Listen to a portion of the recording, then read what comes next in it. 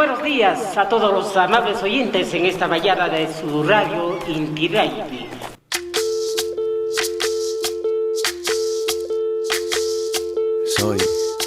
Soy lo que dejaron, soy toda la sobra de lo que se robaron. Un pueblo escondido en la cima, mi piel es de cuero, por eso aguanta cualquier clima. Soy una fábrica de humo, mano de obra campesina para tu consumo. Frente de frío en el medio del verano, el amor en los tiempos del cólera, mi hermano. El sol que nace y el día que muere con los mejores. No puedes comprar la lluvia.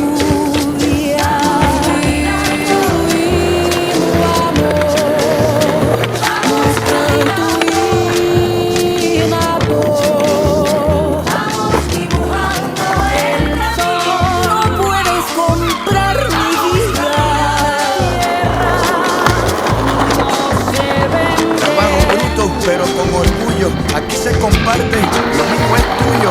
Este pueblo no se ahoga con marullo, y si se derrumba, yo lo reconstruyo. Tampoco pestañeo cuando te miro, para que te recuerdes de mi apellido. La operación Cóndor invadiendo